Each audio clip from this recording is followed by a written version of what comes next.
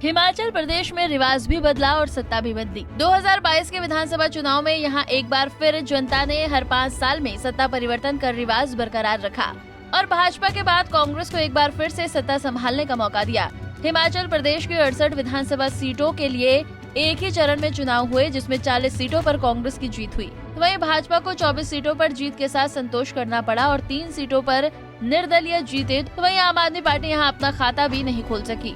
कांग्रेस ने हिमाचल प्रदेश में 5 सालों के बाद सत्ता संभालने की जिम्मेदारी हमीरपुर जिले से आने वाले सुखविंदर सिंह सुक्खू को दी है। हालांकि चुनावी नतीजों के बाद मुख्यमंत्री के चेहरे के लिए कांग्रेस पार्टी में भी कुछ अपने ही नेताओं के द्वारा विरोध देखा गया, लेकिन पार्टी ने बड़ी सूझबूझ और चालाकी से राज्य के सभी नेताओं को समझाने में कामयाबी हासिल की। आखिरकार पूरा नेतृत्व सुखविंदर सिंह सुक्खू को सीएम बनाने के लिए राजी हो गया। हालांकि कांग्रेस पार्टी की ओर से सुखविंदर सिंह सुक्खू को सीएम बनाने के बाद केंद्रीय मंत्री अनुराग ठाकुर की मुश्किलें जरूर बढ़ सकती हैं, क्योंकि ऐसा पहली बार हुआ है जब हमीरपुर की सभी 5 सीटों पर भाजपा को हार का सामना करना पड़ा है। भाजपा के लिए हमीरपुर के सभी सीटों पर हारना इसलिए भी बड़ा झटका है क्योंकि पूर्व मुख्यमंत्री प्रेम कुमार धूमल का ये गृह राज्य है। भले ही इस बार के चुनाव से पूर्व सीएम प्रेम कुमार धूमल दूरी बनाए रहे, लेकिन उनके बेटे और केंद्रीय मंत्री अनुराग ठाकुर ने चुनाव में एक बड़ी जिम्मेदारी निभाई। इसके बावजूद उनके गृह जनपद में पार्टी एक भी सीट पर नहीं जीत सकी। कांग्रेस की इस चाल से बड़ी अनुराग ठाकुर की मुश्किलें। हिमाचल प्रदेश में भाजपा के गढ़ कहे जाने वाले हमीरपुर में एक भी सीट न जीत पाने की वजह से यहां पार्टी को बड़ा झटका लगा है। 40 साल बाद बीजेपी यहां पूरी तरह से साफ हो गई है। इसका दर्द अभी कम भी नहीं हुआ था कि कांग्रेस ने सुखविंदर सिंह सुक्खू को मुख्यमंत्री बनाकर एक बड़ा दांव चल दिया है और इससे केंद्रीय मंत्री अनुराग ठाकुर की मुश्किलें बढ़ना तय है। कांग्रेस ने मुख्यमंत्री और उप मुख्यमंत्री दोनों को हमीरपुर से चुना है, जिसके बाद राजनीतिक जानकारों का भी मानना है कि कांग्रेस की ये चाल 2024 के चुनाव में अनुराग ठाकुर के लिए मुश्किलें खड़ी कर सकती है, क्योंकि बीजेपी के गढ़ माने जाने वाले हमीरपुर को कांग्रेस अब अपना गढ़ बनाने में जुट गई है।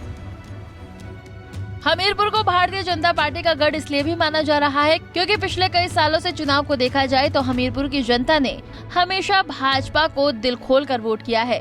1998 में हमीरपुर की सभी 5 सीटों पर भाजपा ने जीत दर्ज की थी और प्रेम कुमार धूमल राज्य के मुख्यमंत्री बने। 2003, 2007 और 2012 में भाजपा का यहाँ ठीक ठाक प्रदर्शन रहा, तो वहीं 2017 में 5 सीटों में से भाजपा को यहाँ 3 सीटों पर हार झेलनी पड़ी थी और इस बार तो पार्टी यहाँ अपना खाता भी नहीं खोल सकी। अनुराग ठाकुर की अपील को जनता ने नकार दिया। 2022 के विधानसभा चुनाव में केंद्रीय नेतृत्व से अनुराग ठाकुर को हिमाचल प्रदेश चुनाव की बड़ी जिम्मेदारी दी। इसको ध्यान में रखते हुए केंद्रीय मंत्री ने पूरे राज्य में अलग अलग जगहों पर जाकर खूब जनसभाएं की। इसी दौरान हमीरपुर की सुजानपुर विधानसभा सीट के लिए नामांकन से पहले अनुराग ठाकुर जब यहाँ एक जनसभा को संबोधित कर रहे थे तो हमीरपुर की जनता के साथ अपने पिता के रिश्ते को याद करते हुए वो थोड़ा भावुक हो गए थे। साथ ही 2017 में सुजानपुर सीट से मिली उनको हार का जिक्र किया और कार्यकर्ताओं से अपील की कि हमीरपुर की सभी 5 सीटें भाजपा की झोली में डाल दीजिए, लेकिन चुनावी नतीजों के बाद उनको निराशा हाथ लगी और पार्टी यहां अपना खाता भी नहीं खोल सकी। आखिरकार 5 सालों के बाद हिमाचल प्रदेश में एक बार फिर से कांग्रेस की सत्ता में वापसी हो गई है और कई दिनों तक सीएम चेहरे के लिए पार्टी में हुई माथापच्ची के बाद सुखविंदर सिंह सुक्खू को राज्य का मुख्यमंत्री बनाया गया है।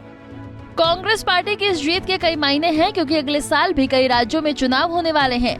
उससे पहले हिमाचल में मिली जीत कांग्रेस के लिए जड़ी बूटी का काम करेगी।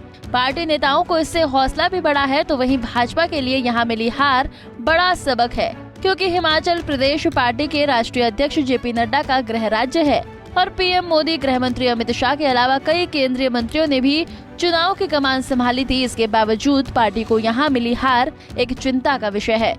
Bureau report, Punjab Kesari TV. हमसे जुड़े रहने के लिए हमारे YouTube चैनल को सब्सक्राइब करें और नई वीडियो की नोटिफिकेशन के लिए बेल आइकॉन को दबाएं।